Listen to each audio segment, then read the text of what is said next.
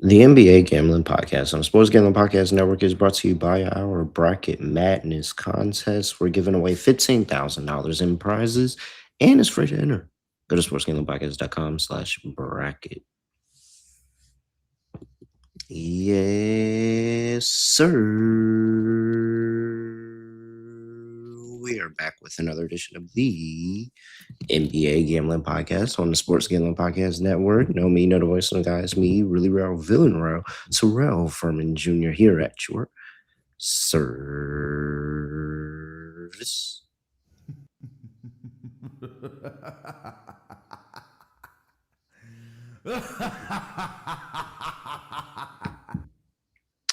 $33-31, Lakers up. Oh, yep, no, Marcus Smart, come on now. 33, 33-31, Lakers up. On the Houston Rockets, we've got about midway, a little bit more, actually, maybe a third of the way through of the second quarter. I've got a couple of bets still going. Reeves 20 plus Lakers to win was my dog. Got over 239.5 in that Mavericks and Pelicans game. So we'll see how that goes. Scott Studio Reichel. Scott, what's going on? Scotty, beat me up. Surprise. Yeah, can't complain. So far, so good for today. I ended up going on Kyle's show.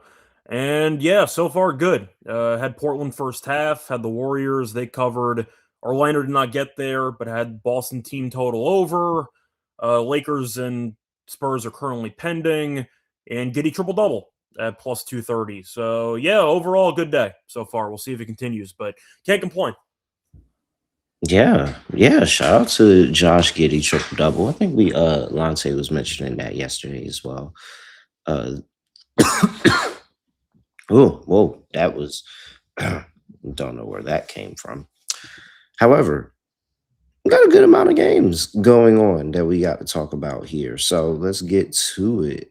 Before we do that, got to remind everybody, one, go check out our Bracket Madness contest.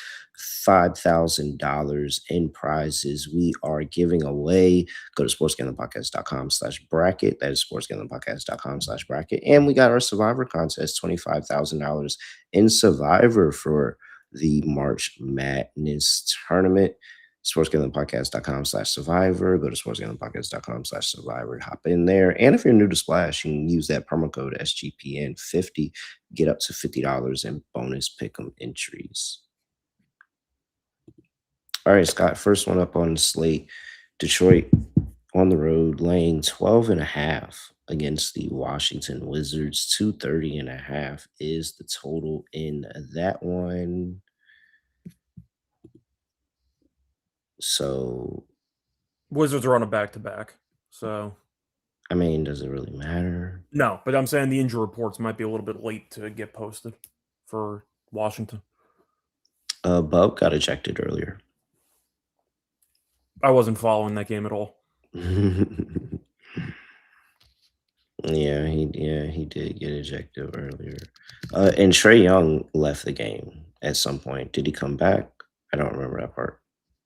Yeah, ruled out the rest of the game with a quad injury. So more than likely, no Trae Young on the second leg of a back-to-back here. Meanwhile, the Hawks have won 10 in a row, so there you go. Just throwing that out there too. But anyway, Trae injured. There you go. I'm on Detroit. If Cade plays Detroit, Wizards stink. They might bench half the team again on a back-to-back. We've seen the Wizards be very, I'd say, liberal with the amount of people they bench on back-to-backs, and that could happen again here in this one. Detroit's good at basketball, and the Wizards aren't. So pretty simple handicap for me there. I do want to point out, though, that the Wizards actually they were competitive against Detroit in both meetings so far this season. First meeting back in November, they went to overtime, and Detroit won. And then the Wizards won outright in Detroit in the second game by 9. So a bit of a revenge game here for Detroit. And the Wizards stink. So I think Detroit beats them by 20. I'll go with Detroit. Yeah, I'm with you. I mean, Duran might go for 60. I've seen stranger things in Wizards games. Did we? I mean, Bam had a great game. What's his name? Kada for the Celtics wasn't being guarded. Like they're not doing anything on the inside, or like guarding anybody right now. So, I mean, just load me up on all the Jalen Duren that I could possibly handle here in this game. Pause, because he is gonna have a monster game, and you see it. You see him building and him having those really, really solid games. He had a nice 20 and 11, got over his points and rebounds prop last time, 30 and 13 before that, 14 and 10 in 15 minutes. I bet on him that game. So that was like but he's still been killing. Like he's been ramping up his play and he's been playing really, really well for a pretty good stretch amount of games here. I think he's going to destroy this Wizards team. So okay, was I being a little, extra with 60? Maybe, but like I think Jalen Duren 30 is well in the realm of possibility with how the Wizards are playing defense right now.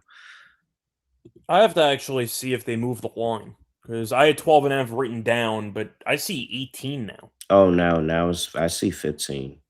I see Is 15 he and a half 15? now. Okay. Yeah. I swear it said 12.5 like 5 minutes ago. Yeah, I did. No, I typed it in. I typed it into the while we were getting ready for the show. That So still moved. I said Detroit by 20, so it's not going to change much for me, but you have less leeway if you want to consider just laying it. But I think they cover. I think that if you showed me Detroit minus 20 and a half, I might be like, okay, now I might be getting excessive. But like anything under that, I probably would still like the Pistons. So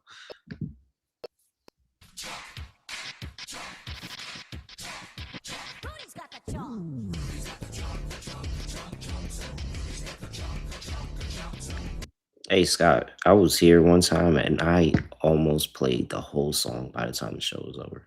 It's crazy. I mean, it's a banger, so nobody's going to stop you from But playing. like just imagine how many chalk picks that I had. Yeah. On the over the course of that episode. I almost played the whole song. I did play the whole song, basically. Whew. All right. What's next?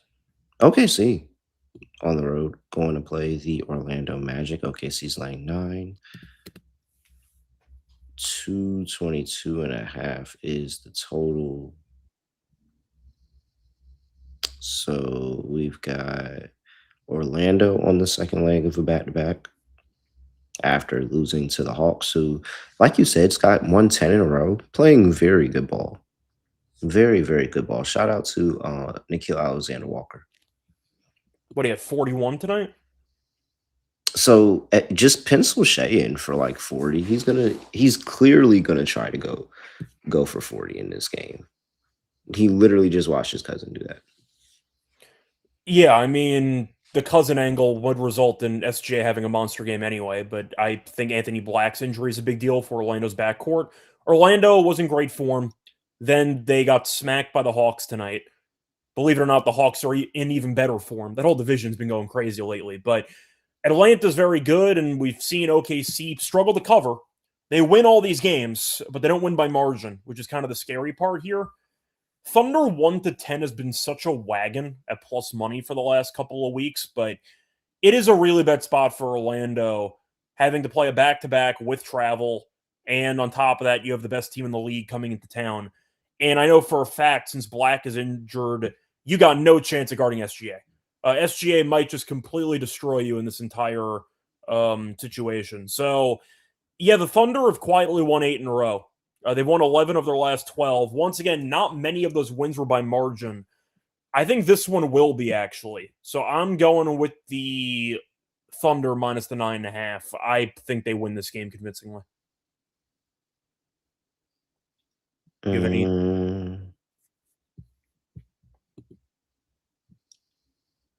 No, not really any pushback.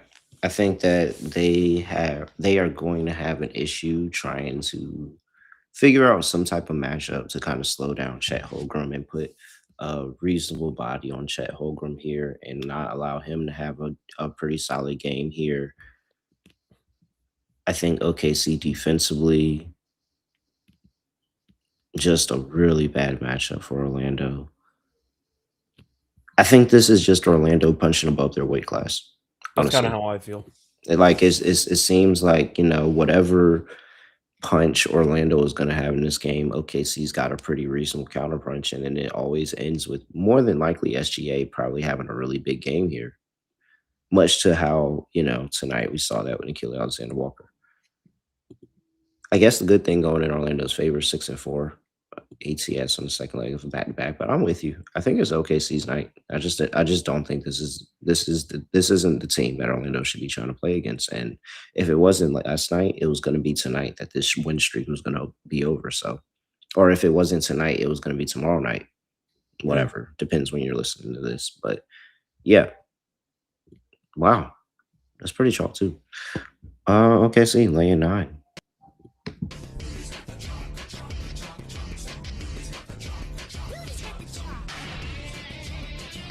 I just think OKC is just in this form where, like, okay, they may stumble here or there, but like There's they're going a run to coming in this game. they're going to win games. And 9 times out of 10, if you're not on it, like if you're not one of those teams like a Denver, like a Boston, you're gonna get smacked. And I just don't know if Orlando is in that level. They're definitely not in that level. They've still been very good lately, but I think OKC can actually throw a bunch of different defensive looks at this team. So I just think it's a bad matchup. They beat Minnesota by 13. I think they're closer to Minnesota than in Boston, Denver. And they struggled in that game for a decent portion. And then what do you know? Oklahoma City for one quarter flipped a switch and the game was over. Yeah. I could see that happening again here. Yeah. So, OKC. SGA, 32 points on the dot. 222.5. Maybe Thunder team total over, but I don't really have much. Give me Orlando team total under. All right, that works. I don't think they score. I think it's gonna be tough. Defensively. It's definitely going to be tough. We'll see what Paolo's able to do. All right. Before we get to the next game on the slate, gotta talk to the people about Kalshi. Real money prediction market legal in all 50 states. And plus, there's a ton of trading options for your favorite shorts. And Kalshi is giving away $1 billion for the perfect bracket.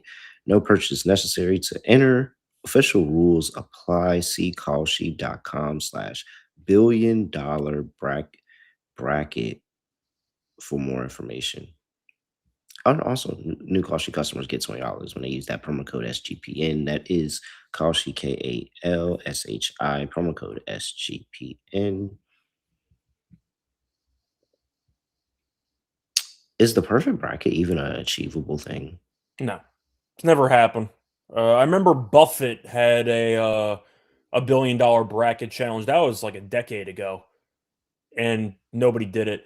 I think the furthest somebody ever got was I think they got to like the Sweet 16 or the Elite 8, and then they lost. I remember that I think it was ESPN. They did an interview or something with the guy, and one year he, I believe, made it to the Elite 8, and then it ended up not working out. I mean, it's impossible. There's what, 9 trillion combinations? I mean, it's a free contest for $1 billion, so you should enter it anyway. But there's no chance that somebody's going to hit it. Unless you get a pure chalk bracket. And we saw that last year, and everyone still had their perfect bracket eliminated in the first 2 days of the tournament. So it's just impossible. There's always one upset that comes along that just ruins everybody's bracket. Every time. The one year that I was like very, very good, like really, really good in the 90s%, it was North Carolina 2017. The one time I was really, really good last year, I had Florida making a deep run, and that worked out. But for the sake of 99 whatever percentile, it was only through ESPN. They have like the 20 challenge, like they have their rankings. North Carolina 2009, I was 12, or technically 11 at the time, and I finished in the 99.9 percentile because all I did was take 4 1 seeds with UNC beating Michigan State. And that's how it got there. So, yeah, I peaked as a bracket builder at 11 years old by picking pure chalk. Yep. And by being a North Carolina fan. So, that worked out. Shout out to Hansborough. Literally, North Carolina. That was such a good team, though. I love that 2009 North Carolina team. Shout out to the Farmers. All right. Miami's on the road. Here in the Queen City, Charlotte, North Carolina. Is there only one read in that, by the way? It was only Kalshi there? Oh, wait. Did I not do the other one? Oh, no. My bad. No, we're still in reads. Oh, Underdog. My fault, Underdog. I ain't me. Nope, I'm here. Shout out to Scott. They got you covered for almost every single sport where you can, hey, go pick your favorite player's fantasy stats, higher or lower. 2-pick entries now pay 3.5x, and 3-pick entries now pay 6.5x. So make sure you go check them out over there at Underdog Fantasy. Underdog's got a brand new offer for new customers. Play just $5 and get $50 in bonus funds when you use that sign-up promo code NBA SGPN. All right, now we're here. I forgot what game you said. Charlotte. Okay. Charlotte and the Miami Heat. Charlotte's laying 3.5. 233.5 is the total. Well, I mean, it's pretty clear what I'm doing. You're going with the Heat because they're getting points? 100%. Yeah. They did beat this team in Charlotte, what, a week or two ago? Hero had like 35, 9-9 or something. You can argue a revenge game for Charlotte, but are these division games? I know that Atlanta did just bury Orlando tonight. Do you just consider taking the points blindly in these games? Because it feels like these teams are like right next to each other, and these games usually come down to the wire. Is that an overgeneralization, or is that accurate? Because it feels like these teams are pretty neck and neck in this division. Yeah, I think everybody literally. It depends on the night. Everybody can beat everybody. Everybody's literally right there. And I think the Miami Heat have, I don't know if it's, you just call it the Heat culture or what, that I just say, okay, eventually I think they're going to figure it out. But like, I wouldn't be surprised. If you told me that, Charlotte just gets hot shooting and they just really feel it, because you see how like fluently they spread the ball around now and the ball never sticks. Like those days of LaMelo just kind of ball hogging and taking a three or something like that, like that's not here anymore. And so I don't know, man. I think long term, not in the course of this game, because this is clearly a spot where the books are underestimating the Heat, where I just don't understand that actually. Yes, I am a fan of this Charlotte Hornets team and how they're playing right now, but I think the Heat are clearly playing better basketball than the Charlotte Hornets. I understand that they just lost that game to the Magic, but this is typically what, the books do, and this is why the Heat as a dog trend has been so good, because every time they count the Heat out of it, it's like, no, that's actually not the case. So like, this is a clear cut.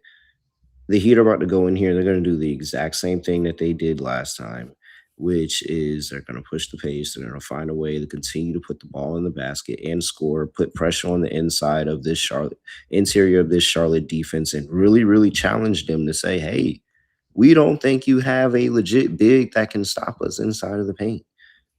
We get that, you guys got a good little system and everything's working out for you, but we think that we can score inside of the paint on you.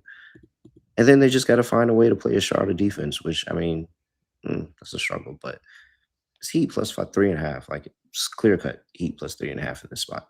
Yeah, I'll go with the money line for this one. I think there's value on it. Charlotte, as we all know, the whole division was very hot for about, I don't know. Oh, the Hornets have been hot for a couple months.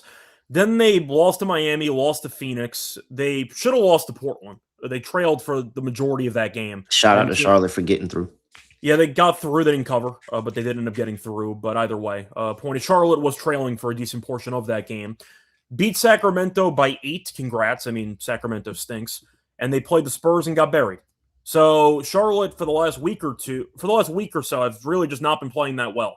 Miami has. Miami did have a pretty poor showing against Orlando. I picked Orlando in that game, so I'm not exactly shocked that's how it worked itself out. But before that, they were in good form. I mean, they beat Detroit. I know they buried the Wizards with Bam. Ended up getting a Milwaukee win there. So not great competition, but they've been winning games. But I do want to point out Miami this season is 3-0 against Charlotte. All 3 wins were by 8+ points, and they've scored 126+ in all 3 of these games. The Hornets can't stop this team from scoring. That's kind of the main takeaway here.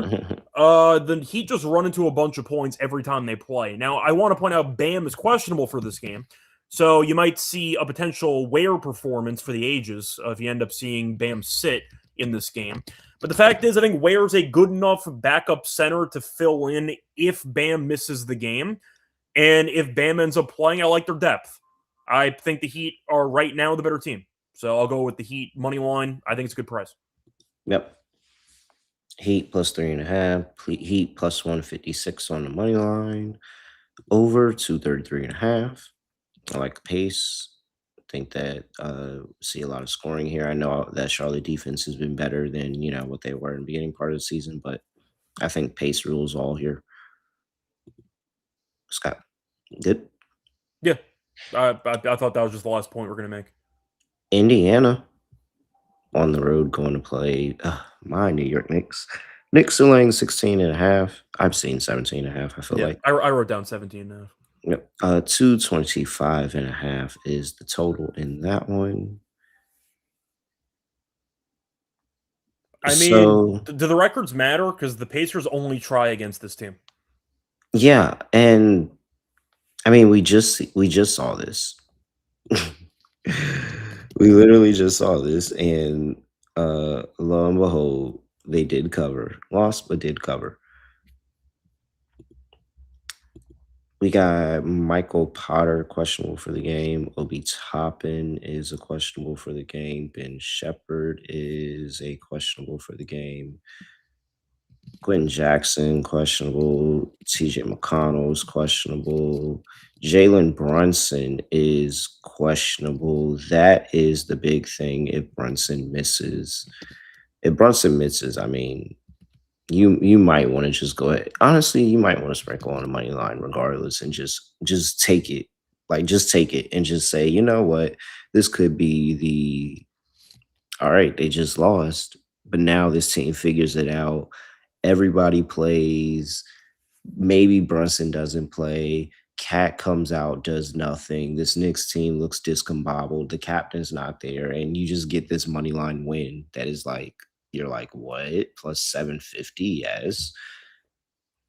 Shouldn't it be higher than 750? They're getting 17.5. Shouldn't that be like 900? Yeah, I was gonna say there's no way that's 750. That's got to be close to 10-1. If you were making a case for Indiana, there's no way 750 is the right price. The Knicks have not covered at least 5 straight meetings. Yeah, they almost lost to a G League Warriors team. They looked horrible in that game too. They looked so bad in that game, and they found a way through. But I can't lay this. I think the Knicks win the game. But Indiana's proven time and time again, even though they have been punting games since the All-Star break, as they probably should be doing. But once again, Utah's the face of the league, of tanking in the league, and I'm pretty sure the Pacers haven't won a game since the All-Star break, but nobody talks about it. They've lost 13 in a row. But I do want to point out that the Knicks did play them. They lost by 9. That game was close. It was a rock fight in that game. Mm-hmm. The Pacers, though, have actually covered the spread in 5 of their last 6. So even when they lose by double digits, usually by like 14, 15, give or take, like, I am going to go with the Pacers plus the points. They seem to have this team's number to some degree. Not in terms of winning. They did win a game in MSG earlier this year in overtime. But I'm going to go with the Knicks to win by 12. I mean, the Knicks can't keep up with them at all whatsoever. Like, they get to pushing the pace, and the Knicks would like to push the pace more than they, get to playing the Pacers, and the Pacers show them, oh wait, they really like can't keep up with us. Like we really just continue to find the open man and hit shots, and then they get up defensively. It's a physical game. It's a rivalry game. Like it's just a rivalry game, and it's too close for comfort. Way I'm too going to close ask, by for the comfort. way, is this the Knicks' biggest rival in the league right now? I would say so. I think it probably is. I would I say mean, so. the Nets don't count. As a Nets fan, I mean, I don't think you've lost against the Nets in like 7 years. That doesn't count.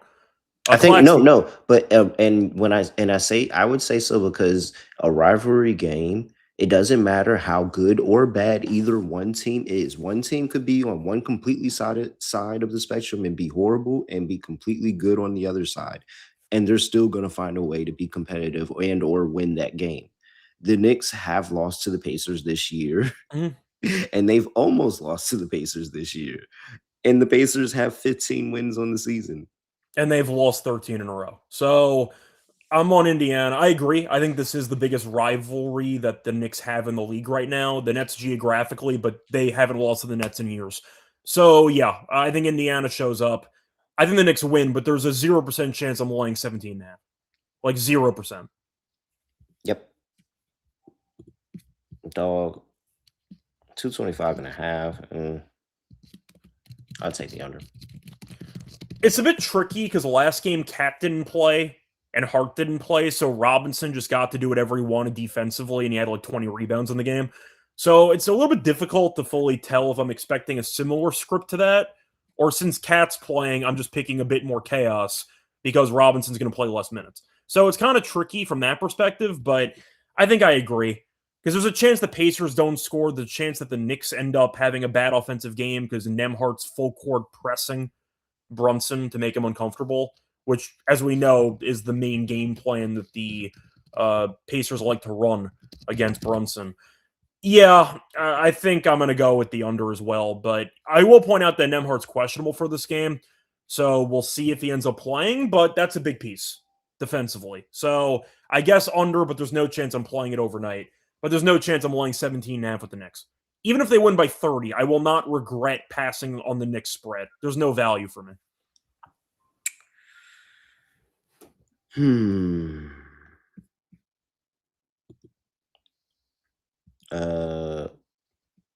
By the way, Yeah, I was over that game. I was actually deep in thought about another game. Yeah, it's fine. I see a comment, by the way, asking about the expansion. We'll see how the actual pace goes for the rest of the show, but we can talk about it briefly at the end. It's fine. There's a lot of unknowns, so talking about it, I mean, we need a bit more information, but we'll talk about it. I don't really think. I mean, like, I don't. I mean, what? So, what is it? It's potentially two teams, Seattle and Vegas, and then either Minnesota or Memphis would go to the East. Is that? I mean, Do I have that? Do I have that right? That sounds correct, but if you're adding a team to the West, you're adding two teams to the West, so wouldn't it be Memphis and Minnesota joining the East? Yeah. Because you're adding two teams for the West, so it would be Memphis and Minnesota. You would need both. Yeah. So we'll see. But if look, there's not much to really I'll give add. you this. I'll give you this. If Minnesota was in the East, they could do something. Maybe. They'd be in the finals. I would not go that far. I can't stand Minnesota. I think Minnesota. I think Minnesota can make the conference. It's Minnesota and Boston. It would be Minnesota and Boston that I would sit there and legit say that like each year, and like Ant is good enough to carry Minnesota. If you literally take Anthony Edwards, the man, you hear how much he's been talking about how weak the East is. If you move Anthony Edwards and this Minnesota team into the East, I promise you he's going to be petty and he's going to take them to the finals the first year in the East.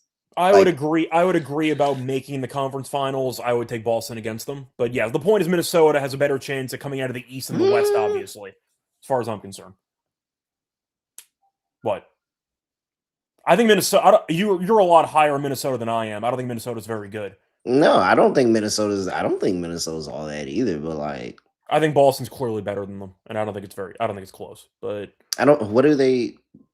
We've seen Boston choke in some series though. But I mean, if Rudy Gobert is just not a complete total dickhead, I think that's a big if when you have the entire Boston team jacking up threes. And then you still have Ant. Like, I know, But you have Randall, that could always go haywire. I think Boston would beat them probably in 5 or 6 if I had to give us a prediction there. But either way, point is I think it would be pretty lopsided. But the point is, look, do I think expansion is going to happen? Yes. I think that if the owners are going to make enough money with the actual addition of a couple of teams, it's going to happen. And there really should be a team in Vegas. Vegas has a baseball team now, not officially because the A's are going to move there in a couple of years, but you have the NFL. What? That didn't happen yet? When is this happening? You got to build the stadium. Well, I mean, why is it not done already? I think they tore down the Tropicana, I think, to build the stadium. But the point is that's going to happen probably in a couple of years, so they're still technically Sacramento. But so why did we do this death of the A's thing and they're not even moving yet? Well, because they moved out of Oakland. That was kind of the point. But either way, point is that you have a so hockey they couldn't team, stay. So you're saying that they couldn't stay? You have the Aces in WNBA who have been the most successful franchise for the last couple of years. You also have, of course, the Raiders now in the NFL. The NBA is the only league missing a Vegas team right now. And the fact that there is a women's basketball team in Vegas tells me I think there will eventually be a Vegas team there. I think it's going to happen. I don't know which teams are going to move, but I think it's going to happen. So the A's are just not playing in Vegas right now. Right now, no, they're still in Sacramento. So why didn't they just stay in? Why couldn't they just stay in Oakland and just be like, okay, when we finish the stadium in 2030 or whatever it's going to be, then we'll move the team. Because the stadium's a dump, and the owner didn't want to be there. That's why. Is that bad?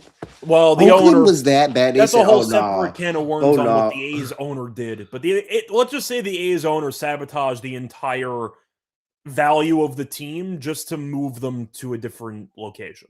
He was not having it in Oakland. So, yeah, point is, I think it will happen. I think there will be an expansion. I think Seattle will get a team back, especially now that OKC is an absolute juggernaut that kind of runs the entire league. I think Seattle will get a replacement team, and I think Vegas gets a team. So I think it's going to happen. I don't know about this year, but I think it's definitely going to happen at some point. Cavs on the road going to play the Milwaukee Bucks. Cleveland's laying 9.5. 227.5 is the total. Well, injury report, and we've got Tyrese Proctor out, Craig Porter out, Jared Allen out, Jalen Tyson is a probable, and Sam Merrill's questionable. Dangs is a questionable. Miles Turner's questionable. Giannis is questionable. Alex is questionable, I guess. There's not even a guarantee Giannis is playing, right? Because didn't Giannis tweak his knee on a dunk last game? Yeah, not a guarantee that Giannis is playing, but Giannis could do. They lose every game anyway. I mean, the Cavs did. I mean, the Cavs did just lose to the Mavericks. Yeah. Oh, I know. Then again, I want to point out, though, it was the classic back-to-back. It was a deja vu game. It very much was. I have to mention that. That was a thing. They did beat Dallas in the first game. And Cleveland did smack them 138-105 in the first game. It very much was a classic deja vu spot there. Understood. That is definitely on record. So, okay, so Milwaukee they did beat the Pacers in that game that Giannis did leave. Before that, they got smacked by the Hawks. They put an effort in the post 83 game by Bam, but still lost to the Heat. And it was uninspiring against the Celtics. Not the Celtics, who was that? The Suns. And then they got beat by the Orlando, and it was pretty ugly before that. Yeah, okay, so I guess everything says that the Bucks are probably not going to be in this game, especially if Giannis isn't playing. You could argue the Cavs are going to be motivated. They just lost to Dallas. Yeah. They might just be ready to go. But Giannis might not play, and the Bucks are atrocious anyway. I've been fading the Bucks blindly, and it's been working out very well for me. I'm not even that high on Cleveland. I don't think Cleveland is that great. But at the same point, I'm looking at Milwaukee recently, and it's disgusting. First of all, they're below 500 at home, so they're not even a good home team. They beat Indiana. Congrats. Indiana stinks. They lost 4 games in a row before that. They've lost 8 of their last 10. And for reference, 7 of those 8 losses were by 15-plus points.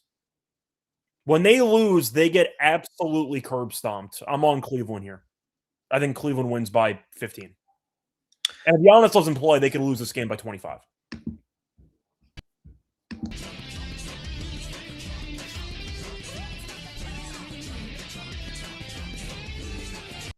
Yeah, Giannis could be the thing that, kind of throws a big monkey wrench into this, but honestly, perfectly fine. Just like it's either Cleveland wins this game by a lot or Giannis just has some kind of monster game. And then you can just bet Giannis separately if you want to do that instead. Yep, nice little hedge. 227.5. I'll Yeah, I go don't. over. Oh, what? I will take a Milwaukee team total under. That's fine too. I just really don't think the Bucks can stop anybody. 2 of the first 3 meetings this season did get into the 230s. I do want to point out that the last couple of games, Milwaukee defensively, 123 against Indiana, 122 against Atlanta, 112 against Miami. That's okay. 129 against Phoenix, 130 against Orlando. Like, they're handing out 120 plus to everybody at this point. I mean, 129 and 130 back-to-back against Phoenix and Orlando is disgusting. So I'll go over just because I think Cleveland could walk into 130, assuming that Milwaukee's as bad defensively as I think they are, which, based on the recent results, suggests that's the case. So over or pass. Yeah, when Giannis isn't on this team couldn't score. Couldn't put up points, couldn't do anything consistently, right? Like Ryan Rollins is what they're really going to be hoping on to help generate some offense here. I don't have a lot of faith in that team scoring a lot of points. So I think it's going to be one of those games similar to that Hawks game where it was like 122-99, something like that. All right. Next up. No, before we do that, let's talk to the people about. Wait, what am I talking to the people about? Oh, Rhythm. Duh.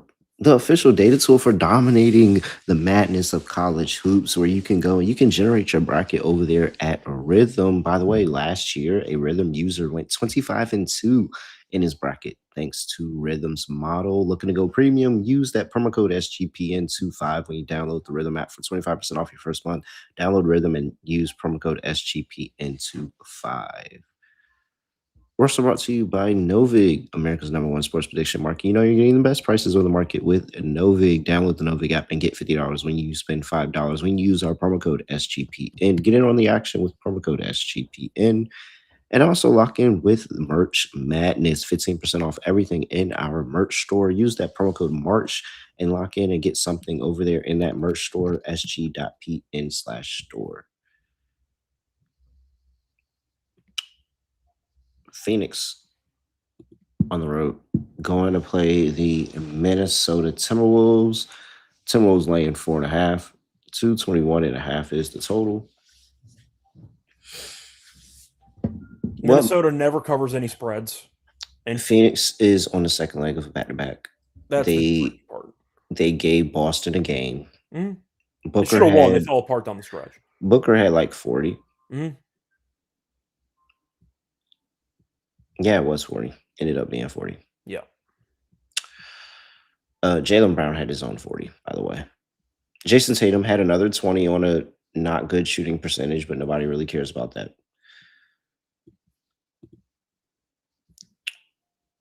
So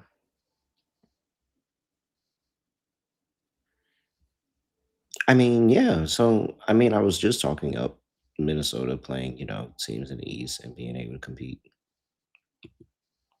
But I'm not sure that they are on the I don't know.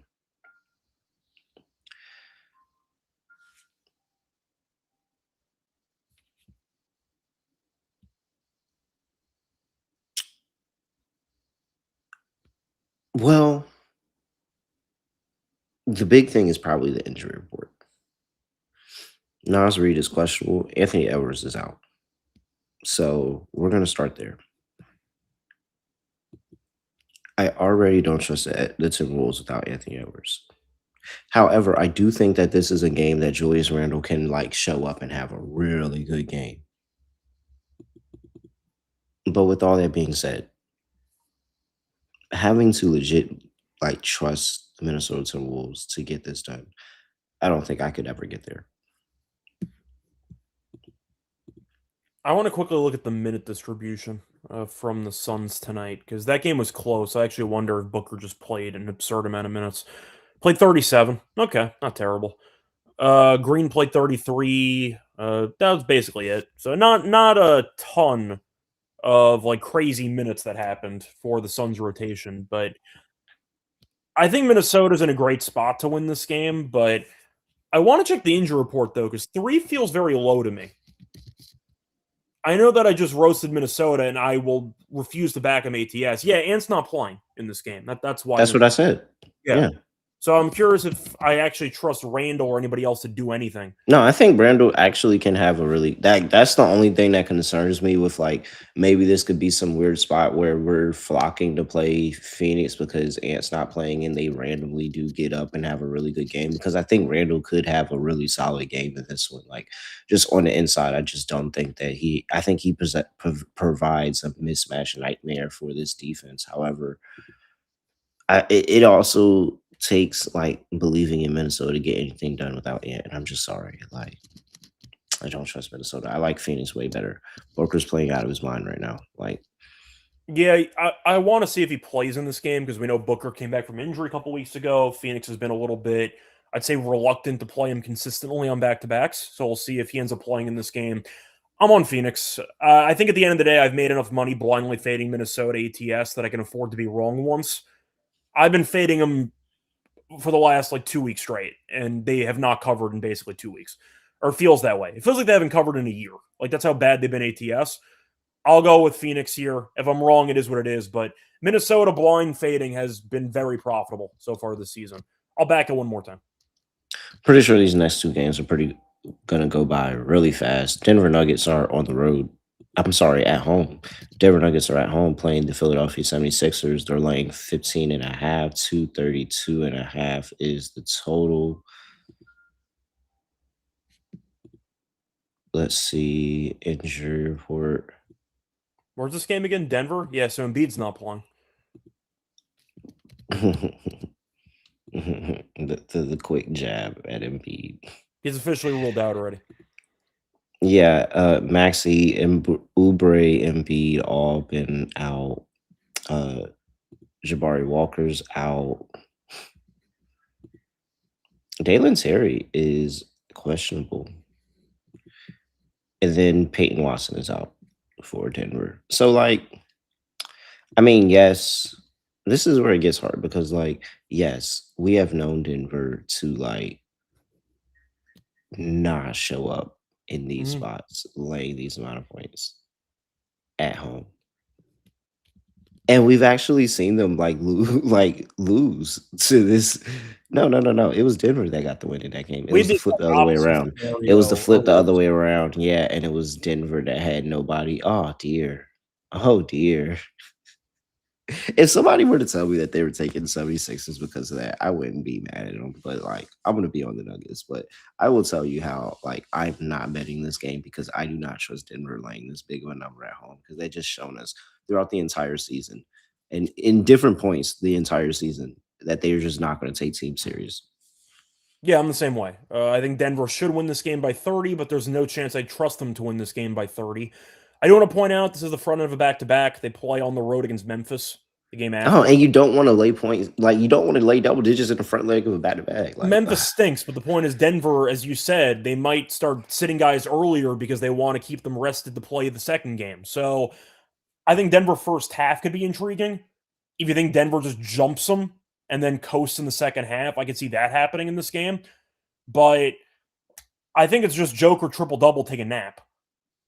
Like, I don't think anybody on anybody on Philly can guard him. And if Joker walks into a third quarter triple-double and sits the fourth quarter, that's very on brand, isn't it? yeah. So that's kind of where I'm at. Give me Joker triple-double, probably in 3 quarters, and Denver takes a nap in the fourth. Or That's my script. or they play around with their food and he has to play And he has to 4 play quarters. 35 plus minutes. Yeah. So there you go. Over I'm not taking an under with Denver. or Philly. Yeah, that too. Spurs on the road going to play the Sacramento Kings. Spurs laying 13, 231.5 is the total. Well, San Antonio's playing right now, 44-41 against They were getting killed. I think they were down like 13-2, but they remembered how to play basketball. So we'll see what happens. But Kings injury report, does it even matter? no, but they did sit Westbrook last game, so I'm assuming he'll be playing in this one. And he's been good. He's had a couple triple-doubles this past week. The point I want to ask you, though, for the Spurs, assuming this Clippers game is going to be somewhat close, or at least they're not going to run away with the whole thing, Wemby still has to reach the game criteria in order to qualify for Defensive Player of the Year, etc.? Mm-hmm. Is there a chance he sits this game, or we're assuming that they'll give him a minute restriction, they'll let him play just so it counts towards the games played, but Wemby's probably playing limited minutes in this game? Is that a fair assumption? Yeah. Probably don't need him. Probably don't, but Cornette was also out for the game tonight. So they might be a little bit shorthanded in terms of center depth. I don't know if it matters, but I am going to throw it out there. Wemby probably plays limited minutes compared to normal. DeMar DeRozan probably retires in the next year or two. Hey, pass Curry for all-time points. Yeah. I think he retires in the next year or two. That's a joke, by the way, because Curry's just going to pass him as soon as he comes back from injury, but DeRozan and Curry are going to go back and forth for a bit. And back and forth, or well, and if they're both playing at the same time, DeRozan can still walk into an average of 20 plus a game. So yeah, probably a little bit back and forth. Couple of days off. Warriors don't play Tuesday. Kings play Tuesday. You go back and forth. It was just it was seeing DeRozan get the 40 and realizing that we don't see this type of game from him. Like this stretch, it wasn't just 40. He had 11 assists. This stretch that he's been on, it's just made me realize that we haven't seen DeMar DeRozan play like this in a while. No. In a long time, we haven't or seen he's DeMar been DeRozan play fine, like this. but nobody cares about the Kings. But it also doesn't help when you have Levine who's taking a bunch of shots on the same team as you. Westbrook's going to get his shots up as well. Oh, no, he hasn't been fine. He averaged 15 points in the month of February. My point being is that DeRozan still has a couple of games like this. He's averaging 18.8 points per game. He didn't have a great month, but my point is that he's still averaging near 20, even though he's been in the league for an eternity. But no Westbrook and no Levine. He said, fine, I can finally get mine. And he had 41 and 11. So I think he probably cools off in this game, but I think Westbrook probably plays decently. But I really don't want to take Sacramento. So I guess I'm on the Spurs, but it would actually not shock me if Sacramento hung in there a bit in this game. DeRozan literally has not played as well in this better than these three stretch of games that he's played right now at all in this entire season. This is literally the best three stretch of games that he's played in terms of scoring the basketball. DeMar DeRozan he's getting up out of here. They're getting him up out of here soon. This is insane that we're looking at this and we're like, oh, it's DeMar DeRozan. Literally, we put him down, man. Just put him down. I'll tell you what, though, this is going to be a very interesting conversation when DeRozan retires about whether or not he's a Hall of Famer. It's going to be a very interesting conversation. I wouldn't vote for him. He might be like this generation's Antoine Jameson. You just rack up a ton of points, but you don't actually win anything.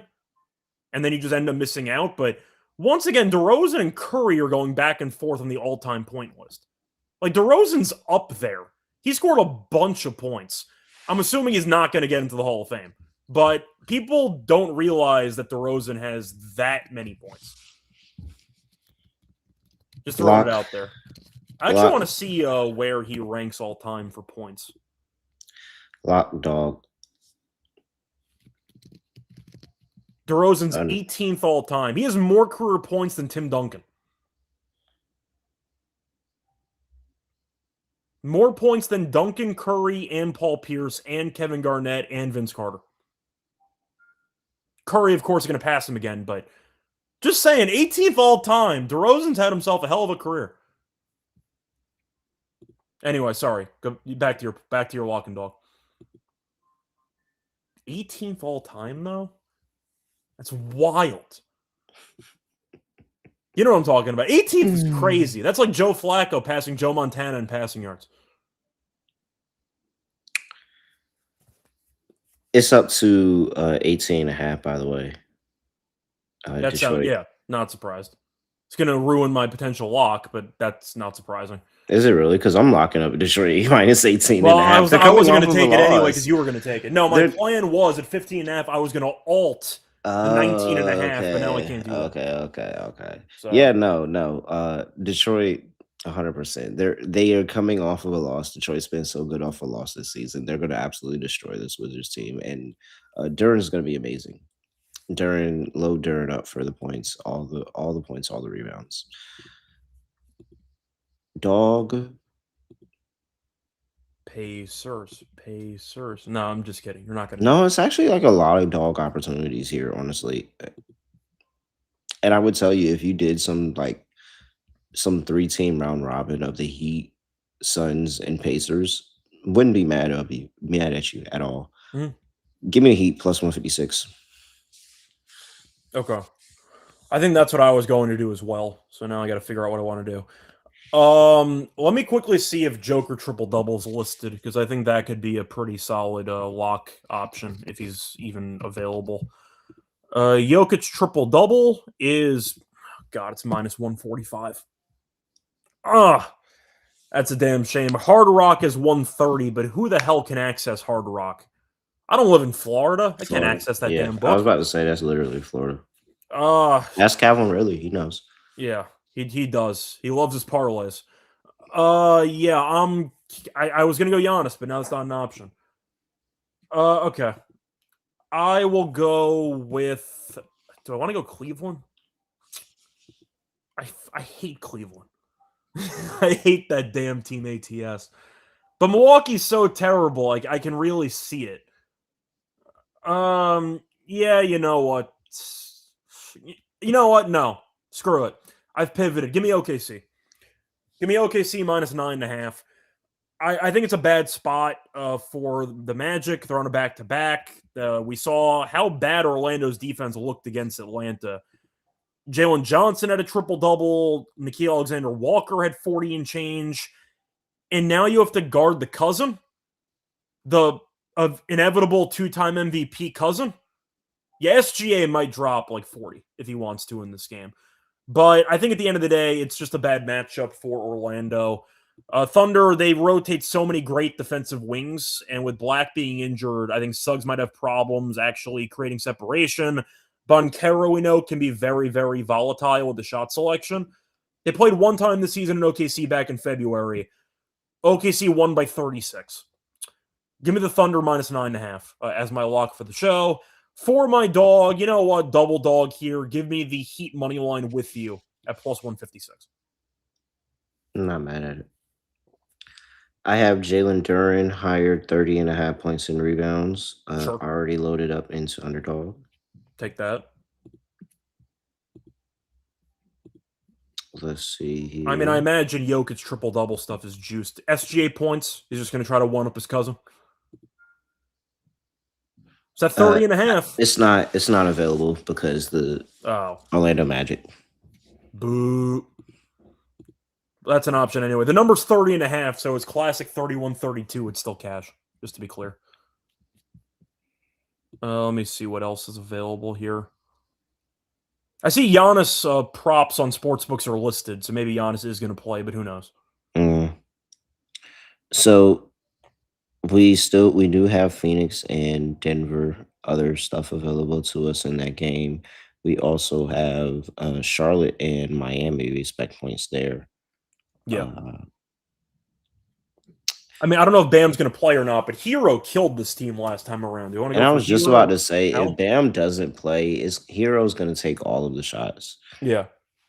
And Bam, we know, is not always as aggressive as he should be shooting anyway. So I think Hero's going to try to do it again. Charlotte proved they can't guard him. So Hero higher? Yep. Okay. I feel good about those two. Yeah. Maybe one more. Or maybe we just... I'm trying to think if there's anything else I want. I'm just scrolling through names here. Because like Philly just could, and Denver just be a blowout. I thought about Edgecombe maybe or maybe Grimes because Denver's defense is still not great. Grimes has been kind of cooking recently. That implies we're also putting faith in Quentin Grimes, but he has been getting some buckets, but his points are 20.5 now. I mean, James Harden assists 7.5.